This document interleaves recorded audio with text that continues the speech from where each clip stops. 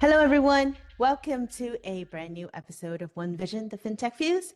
This is Theo, your host for today's episode. Joining us on the show today is Sophie Guibaud, co-founder of Recity, a cloud data and AI engineering solutions partner, and much more. So we're going to dive right into it. Welcome to the show, Sophie.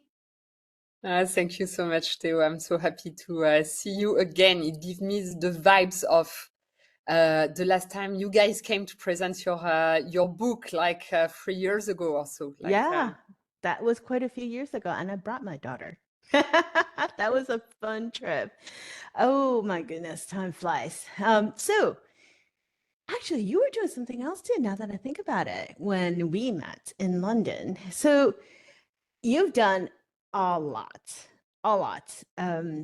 I remember, I think the first time we actually talked was during COVID. What was that audio program? I can't remember now. That we were on together. We were talking about something it was 2020. So now it's 5 years later. Your journey has gone through multiple crossroads, even before that. Can you walk us through some of the highlights where you have been the last few years? You've relocated. What are some of the, I don't know, what are some of the things you look back and you smile like, aha, now it's a different world? Yeah. No, that's a good question. So yes, my career has been made of many different jumps, I would say. Well, starting by just moving across the world from France to Canada, like when I just left when I was 18 years old, going to my bachelor to do my bachelor there. Then started my career in finance, and launching HelloFresh in the UK was like also a big jump with like no marketing experience and still being in charge of marketing. And just after that, joining Bankable, where I felt in love with fintech and like really never looked back. Um, and then a couple of other pivotal moments, including launching a bank in the UK with Fidor, which was definitely like a big challenge, but that I think was like the biggest stretch yet, like the stretch where I learned the most in my life. And finally launching Fiat Republic, so which I did just after during COVID. So becoming an entrepreneur, just embracing finally like what had been itching for a very long time, and launching this banking as service platform for crypto. And lately, as you mentioned, moving across the world again from France to Riyadh, joining like this country that is just booming, that has like such an exciting vision when it comes to the country, like making it a transition between oil and oil led economy to like multi-sector economy, and putting fintech at one of the center, being one of the center or pillar of it. So really gone through many different iterations of myself. Launching now, of course, like my company Recity, as you have mentioned, that is a service company, a bootstrap company, experiencing again like a different side of the business. And I think it's what I really enjoy about life, is being able to try and pick up new challenges, learn on the way, and carry them onto your next adventures, really. It's like Sophie on the road and on the move all the time. I can't keep up. And you forgot you actually had a book somewhere in the middle too, right? Yeah. That's jeez, I can't keep up. Every time when I looked, I'm like, wait, where are you again? I literally did not realize you moved until recently. But Say the kudos lady to that you. has 3 books behind her, like. That's a whole different story. I never moved across country as much as you did, though. I moved once to New York, gosh, in the 90s, and it's a lot settling in to a new country. But I love how you explained it earlier, because you were attracted to the energy and the vibes, and basically, you know, the intention, singular intention to get something done, which is difficult nowadays sometimes. So that's really cool. Speaking of going back to where should we go?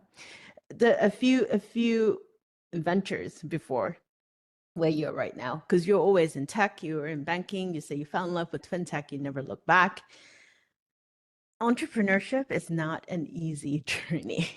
You made it look so easy, but it's really, really hard.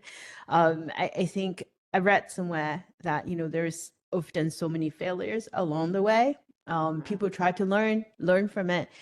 People romanticize being an entrepreneur. They think it's so easy. But what are some of the misconceptions that you often run into? And you have to say, hey, you know what, guys, this is actually not right. And here are the skills and things that you actually need to succeed. That's a good question. If you were to tell, Yeah.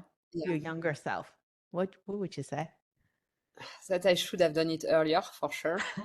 Yeah. No, but so it goes a bit against your question, but I will answer it eventually just after this bit.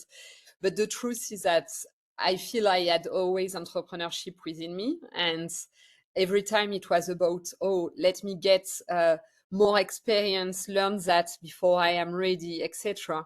And the other day I was reading a quote that really inspired me, and it's a well-known quote, but I didn't have it in my mind anymore. It's, what if I fall? What if I fly? And becoming an entrepreneur, or getting the courage to do it. So some people they can do it from the beginning. They don't see the risk as risk. They see the risk of not doing it as far more risky than doing it.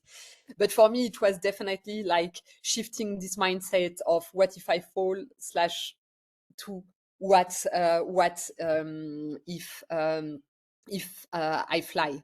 And the truth is that you only can become I believe the best way to become an entrepreneur is by trying. You don't have to ditch your day job and just being totally irresponsible if you have lots of commitments, etc. But I feel in your life there is always way to bring in entrepreneurship, even if it's not your main activities, until it becomes your main activity, by getting involved in associations and stuff where you can try out things, show your leadership, use your skills, get more confidence, get people to follow you, get backing, and eventually get there.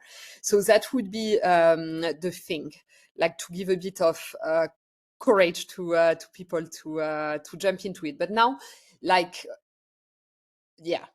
entrepreneurship has nothing glamorous about it. I think it's not better than the rest. It just depends on what you are seeking as a person, on where you want to grow, right?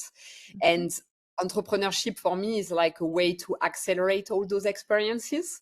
And yes, in most cases, you're going through a roller coaster of emotions, not even on a weekly basis, but on a daily basis.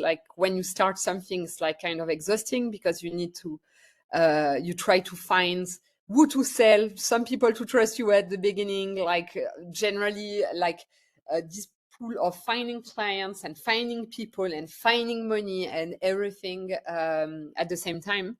But I find a lot of joy in this dance, and I feel that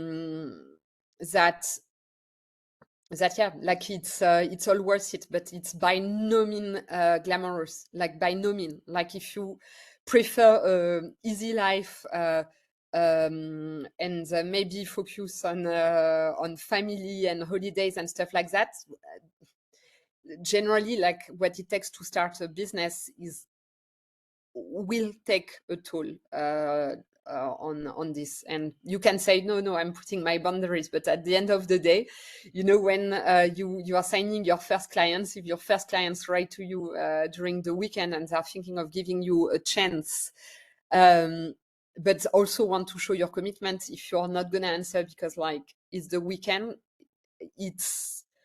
I mean, you are definitely slowing down your business and the trust that people can put in you. So, by the way, I'm not at all on like people should work on weekends and like all like those long hours. But the truth is that succeeding can take like those sacrifices, and I feel personally okay with it because it's where I find joy. And at the end of the day, like I feel that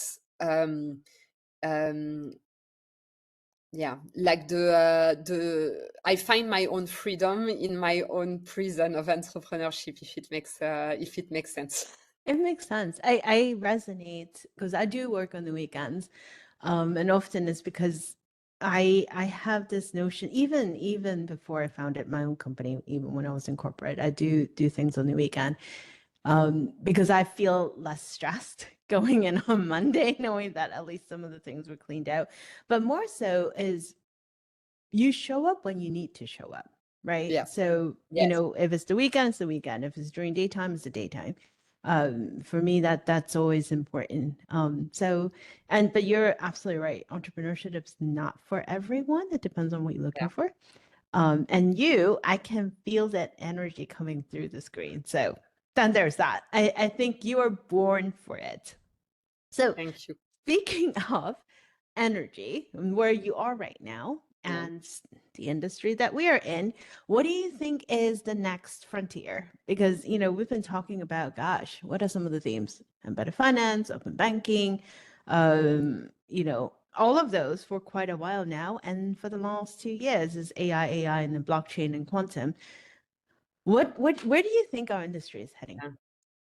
No, so like in the short term, 100% AI, and because like what I see out of like discussions is that I see like some organizations are far ahead in the journey.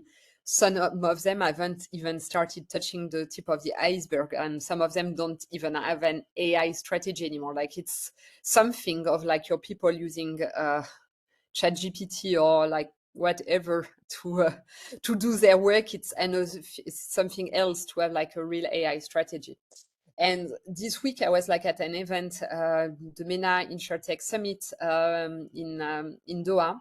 It was InsurTech Fintech, and there was this demo by an agent orchestrator showing like a proof of concept that they have put in place at in InsurTech company on how they have a team of agents resolving claims and literally slowing down the machine so that we can follow what's going on.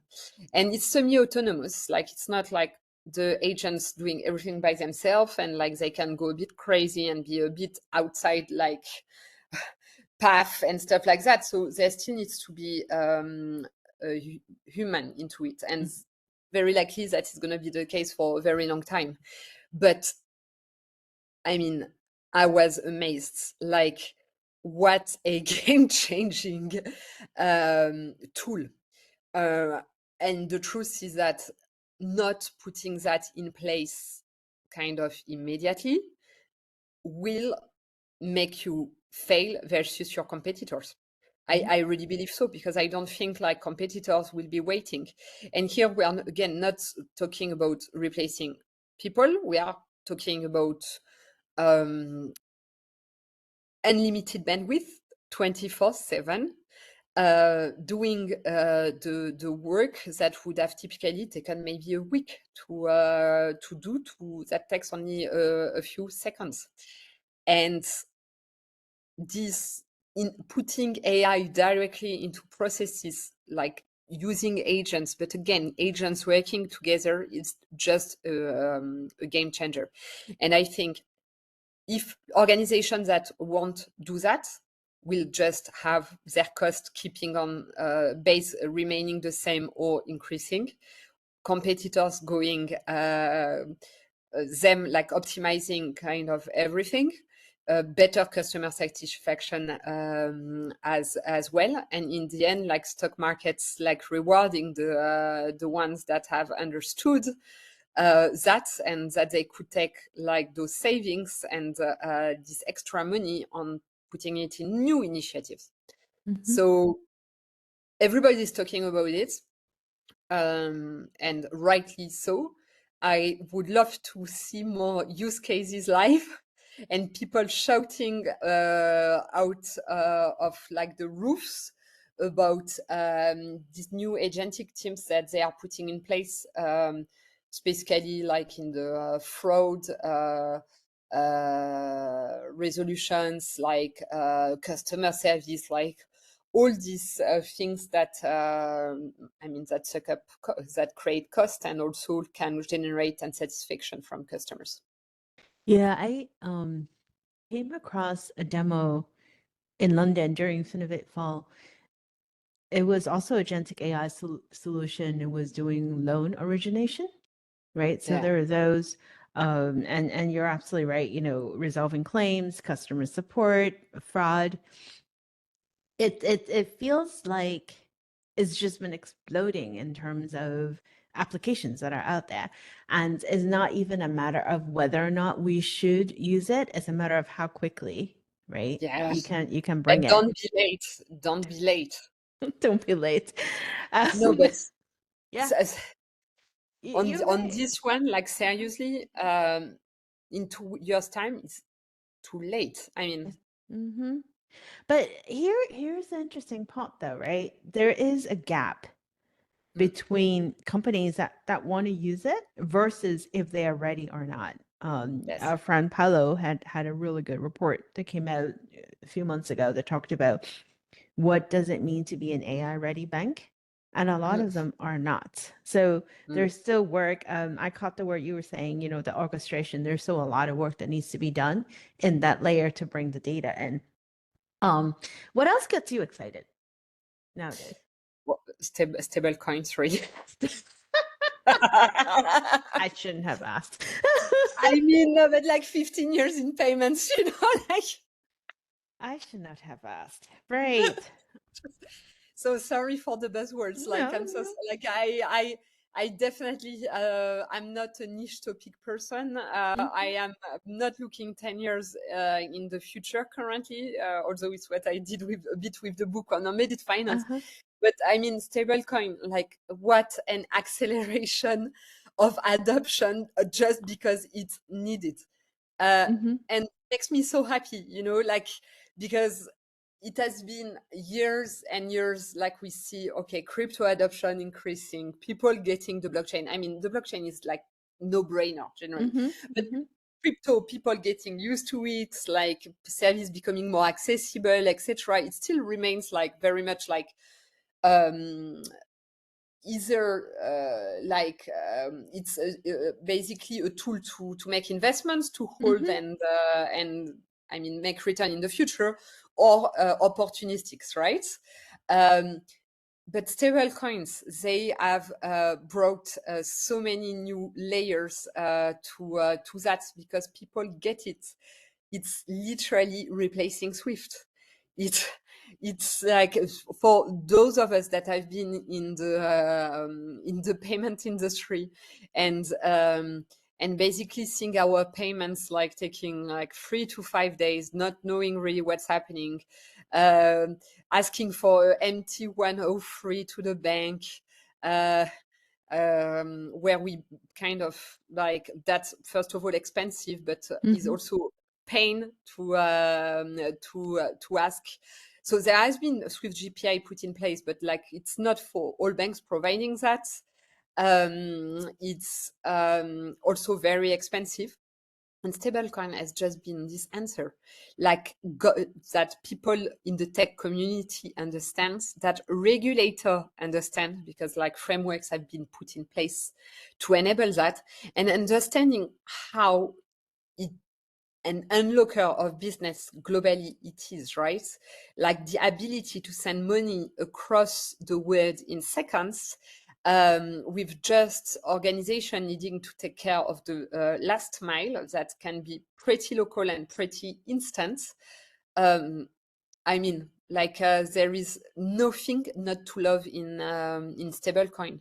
Plus the ability to store like just when you sell your crypto position, being able to store your wealth in stable coins, and also avoid like tax implications of going back and forth like between crypto and fiat. So I am a massive fan. I think we are just at the beginning, and I don't think it's a hype at all.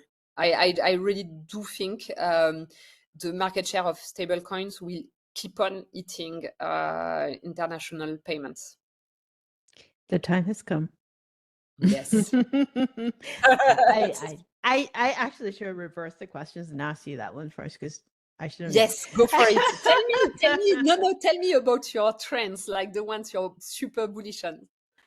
I'm still focused on AI at the moment. I think there is so much that can be done, but we're not where we can be, right? So I love that. if we think about AI as the world of data, we are generating data right now. The minute you wake up, you're generating data. But there's not a good way right now for us to have all of this data in a central location that we can access and we can have control over, that we can make use of, right? I think all the use cases right now with, improving efficiency of an operation, the ones that you say rightfully so is a perfect ROI, and initial use case for it. But I think we can do so much more. Imagine if we can have our own personal agent, right? That takes care of everything for us, know what is best, not just at the moment, but also in the future. I would love that, bringing what I need to decide on from a finance perspective, right? Yeah. You're talking about saving, you're talking about spending, and also interlinking that with decisions and things I need to do from a health perspective, bringing that together holistically.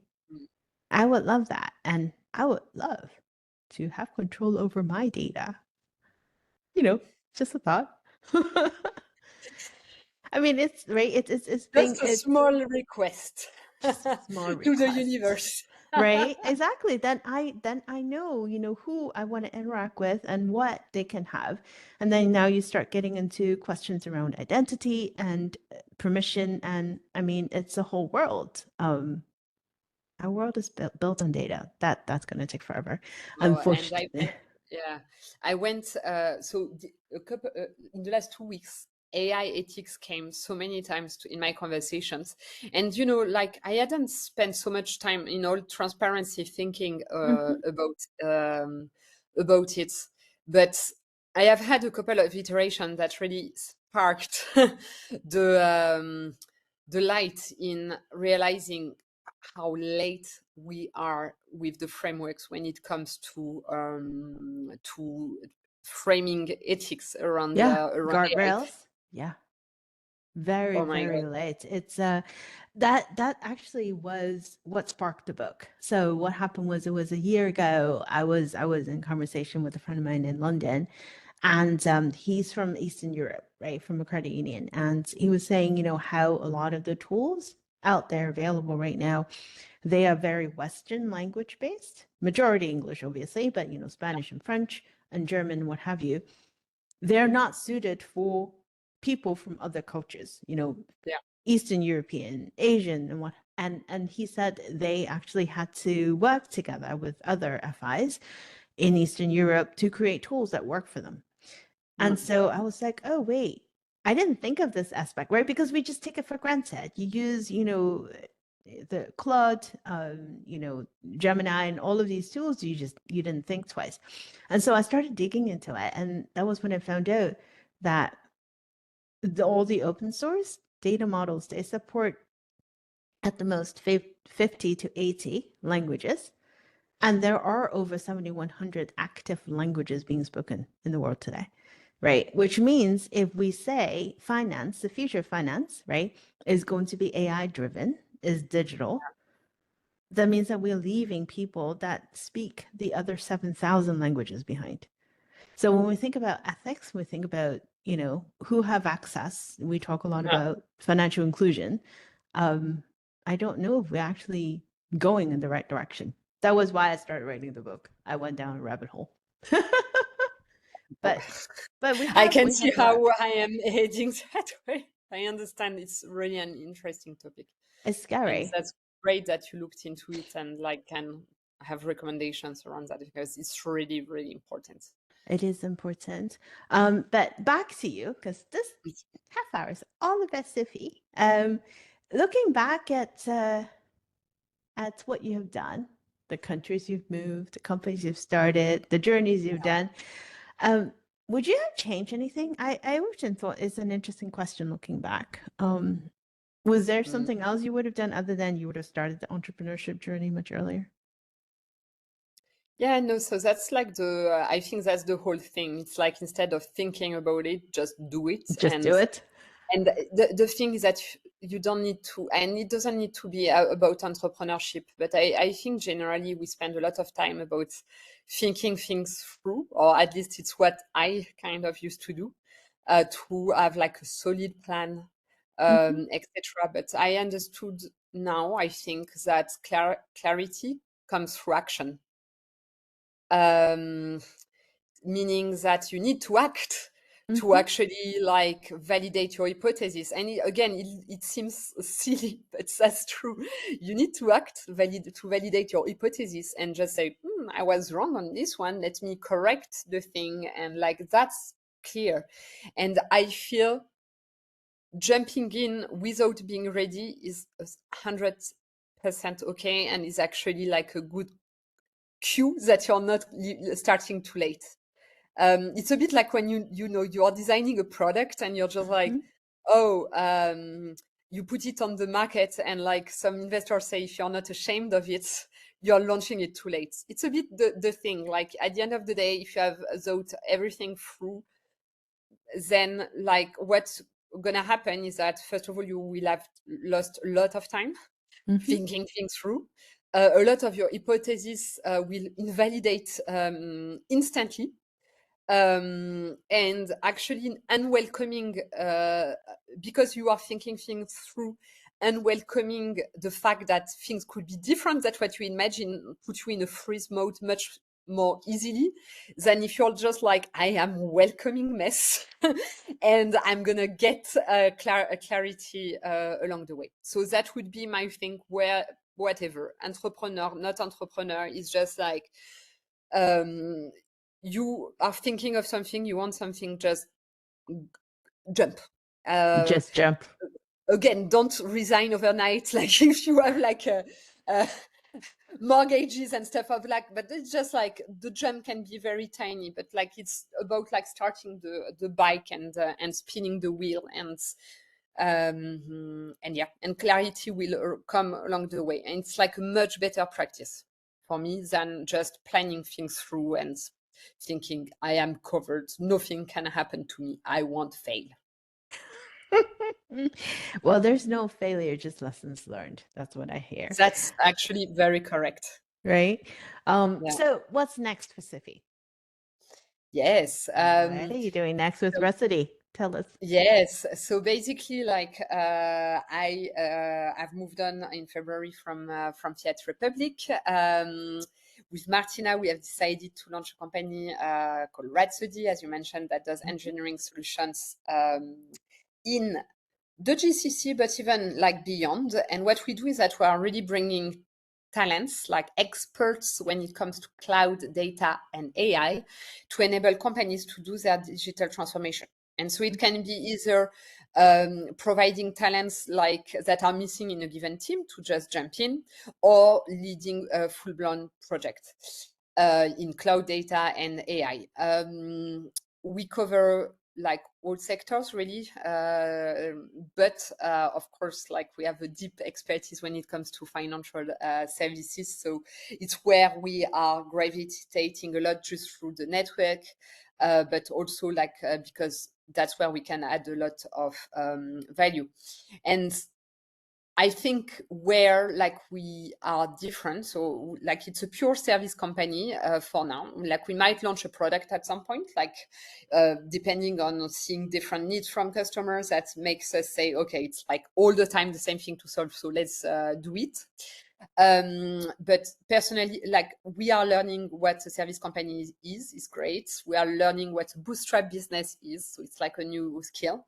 But what we bring to those organizations beyond like the financial institutions expertise, and also like the fact that Martyna is just the queen at building amazing teams of talents that are just happy to work together, and that like are happy to build stuff. It's the expertise of building products, because like both her and I have been building multiple platforms. So me more as like the sales stakeholder to product team to explain in which direction we needed to go. So like being the voice of the customer, but her like very much deep down hardcore tech. And we are having a lot of fun. What I hadn't realized is how much I had missed complex sales. And when I say that, I'm meaning about every use case is different. And like, as you have just rightly mentioned it in your book, like you meet a new organization and use case, even from a bank to another, will be different. So of course, like we can all talk about like improve credit scoring, AI powered stuff, and like loan origination, and like fraud management and customer service. But at the end of the day, all those organizations are set up differently, have different offerings as well. And so it's going to be always a different product to deliver. And I'm very much enjoying having those discussions, because it's like very much a glimpse into the future of bringing all those bright minds to the table and telling them what crazy ideas they have when it comes to building, and for us to be very excited to be getting to build the future really. I absolutely can sense that. I can't wait to actually see you again in real life, because you are a full blown of energy, which we need. I feel like in our industry we've gone a few cycles of just gliding around. So, maybe this is a new start. And congratulations again. Thank you. Yeah, so for that, thank you so much for joining us. Always a pleasure, and can't wait to hear what's next with Recity and with life in Saudi. And until then, for the rest of our listeners, thank you so much for joining us for another episode of One Vision. We'll talk to you all next week.